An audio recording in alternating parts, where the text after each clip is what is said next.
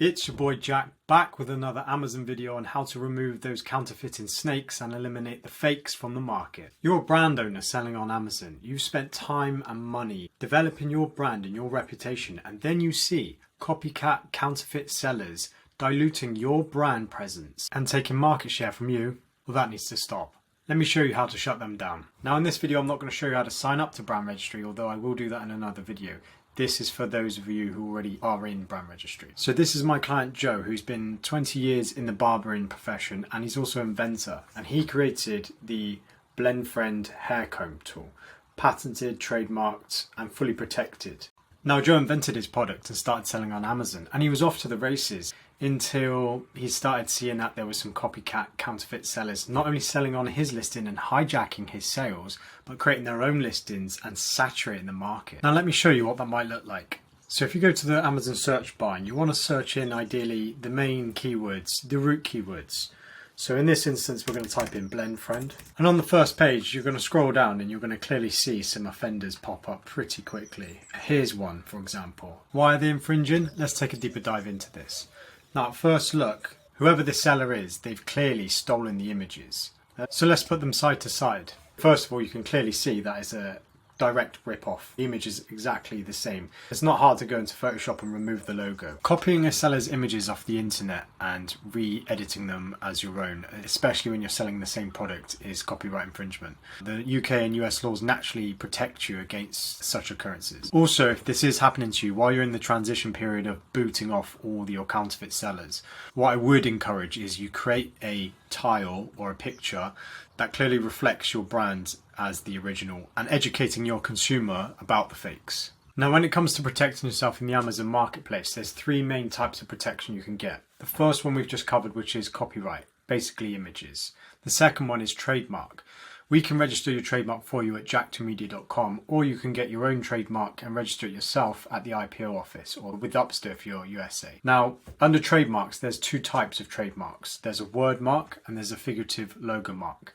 The difference being, if you think about McDonald's, they would have a figurative logo mark, M, which is the M golden arches, and they'd also have the word mark, McDonald's. And then finally, we've got the patent design, which is super powerful, where you protect your design, the idea and its usage. Now let's dive into brand registry and start eliminating some of these counterfeiters. Now once you're inside brand registry and you've got your trademark, you want to make sure that's uploaded inside your brand registry. So here you can see we've got our registered brand. This has been registered as a word mark and will cover us if anyone uses the word or term Blend Friend spelt in any way. Now here's one you can see that's similar, but not really. It is a different shape, so Amazon may or may not accept the patent. Most likely they won't. However, one thing that I have noticed is with Command F, you can easily search the page. You can clearly see that they've used the term Blend Friend. Now Blend Friend, even though the word mark is spelt without an I, is that still brand infringement? And the answer is yes. Trademark infringement is defined as the unauthorized use of a trademark or service. This can be in connection with goods or services and may lead to confusion, deception or misunderstanding about the actual company or product, service, where it comes from. In this case, this is confusing because if people have found the Blend Friend product and then they've searched for it and they've come up to this is confusing the customer because it's potentially misleading the consumer into thinking this is the Blend Friend product because it's in a similar category, it's a similar product, yet they are different with two different owners. So in that case, we may not have grounds to remove this seller on copyright, we may not have grounds to remove this seller on patent, but even so, we've certainly got a case here with trademark infringement. And this is why it's good to know about all three. Now if we go back to the Amazon homepage, we can scroll down after searching for Blend Friend and you can see that there's other sellers popping up all the time, and we have to play whack-a-mole to keep these guys at bay. So if we just click on another one, for example here, this one's got a couple of reviews, so they've sold a few, and in this particular instance we've got a hat trick in terms of infringement. So we've got trademark infringement, we've got copyright infringement with the images, and we've also got patent infringement. In this case, we're going to report on patent infringement, and we're not going to do all three at the same time because what you don't want to do is overwhelm brand registry, because in the past they've deactivated the account if you over report. on the same ASIN. So we're just going to take our time and do one at a time, and if one fails, then we'll do the other.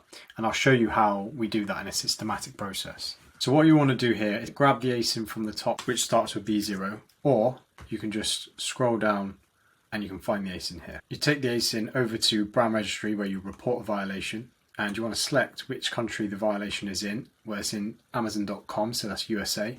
Then we paste the ASIN here, and that's the offender right there. Now, in the case you want to report images, you can select the actual images that it's offended on. But in this instance, we're reporting on a patent, so it includes everything, including all the offers and images, the whole listing. Now we're going to report this selected. Down here you see the 3 types of infringement: copyright, patent and trademark. Here we're going to hit them with the patent. What best describes your issue? Potential violation of my utility patent. I haven't filed for a utility patent yet, even though I believe it does come under that as well. But in this instance, it's also a design patent, so we're just going to use that for now. Do you have a patent number? Yes. So what we normally do is we save the client's patent details in a folder. Normally this is what patents in the USA look like. This is a photocopied version. As you can clearly see, it's got illustrations which show the design patent and the utility. Now what you want to do is get this number right here, D982233, and you want to enter it here. Please provide more information on how the reported products are infringing on the patent. What we normally write is a small description. These sellers are offering a product that is patented without permission. We have not granted authorization for any sellers apart from our brand to utilize the design. Consequently, all ASINs from other brands featuring the same design are unauthorized and should be taken down from Amazon.com. You can see the documents of the patent registration on the link below. We also leave them a little link saved in a Google Drive so they can access it as well. So if you wanted to do a quick patent check as well for USA, for example, then you can go to Upsto or you can go to IPO for the UK, but for USA we're going to use Upsto. Search for patents, patent public search, patent public search. Now I like to use the advanced search. I find it picks up a lot more. Sometimes the other one isn't that great. And then you enter the patent number there, hit search, and boom, there's your information. And that's most likely what Amazon are going to do just to verify it. But what it doesn't have on here is much illustration, whereas the supporting document shows the illustration and offers a smoother chance of acceptance. Now, what I would also recommend is we do 5 at a time. 5 I find is the sweet spot. If you do say 20 at a time, sometimes it can get jammed up for months and you won't get anywhere. And 1 at a time is not enough. So we find that 5 at a time is the perfect sweet spot for doing these and sweeping them. And as you can see here, 5 out of 5 got accepted, which is great. So the same thing applies with copyright, patent design and trademark. As you can see here, doesn't matter what country, UK, USA. We're making Amazon remove anyone who's counterfeit and infringing on our brand. The moment it's accepted, you click on it and sorry, can no longer find it. Now all you need to do is update your client. Here's a clip of me updating the client in a Google Meet. Because I just want the America one. I think it's when they're trying to group it together now. That's where they're trying to go under the radar. Yeah, but they still get removed. Nice. And what's the thing that's getting accepted? The patent. Sick. And it's just going through now. So look, they got them absolutely blitzkrieged. Boom, bang. That's really good. Exterminate. Also, what I would recommend is you do this in a systematic way. So step 1, providing you've got a patent, trademark, copyright, either one of these is fine. First of all, in this column here, I would identify what the infringement is. Patent and copyright, patent and trademark, or just simply a patent. Once you've identified what it is, then I would first of all do a cease and desist letter. So you can create a letter which looks like this.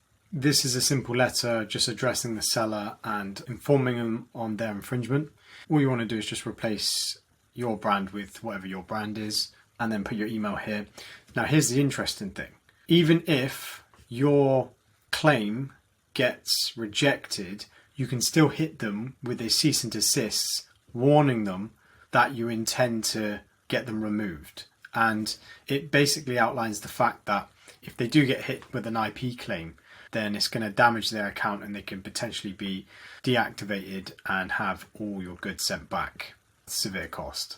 Now all these ones highlighted in green are the ones that we've successfully removed. However, some of these big offenders you can see here, 1,000 sales in the past month are still live and kicking, and it's a matter of time before they get removed. But if we do click through to this example, Even this one's using it in a variation bundle. If you had several like this, what you want to do is you want to find out how many they've got in stock, and you may want to add a few to cart. This one, they've sold 300 units a month. I'm going to add these to cart, add to cart, and let's add these to cart as well. Now to find out exactly how many they've got, you want to do +10, +10, +10. Then you want to type in 999 in each one and update the basket. Once you've done that, then you can identify exactly how many units they've got to sell. Which means if you do hit them with an IP claim, they're going to have to send back that many units, which on average is going to cost them $1 per unit. So in this instance, once they get hit with a IP claim and Amazon force them to send their goods back, it's going to cost them at least $357. Now let's say, for example, that all of your IP claims didn't go through.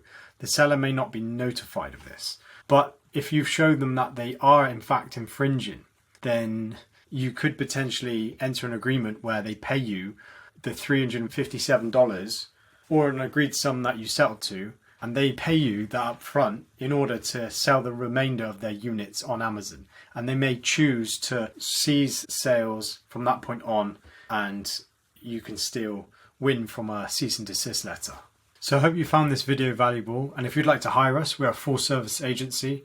We do everything from catalog management to running PPC to building listings, optimizing images, SEO, front end, back end, and as you can see, enforcing patents, trademarks, intellectual property. And if you're looking for a trademark, we can register you one, or we can show you how to do it yourself. If you'd like to get in touch, shoot me an email on jack@jack2media.com or go to my website, jack2media.com.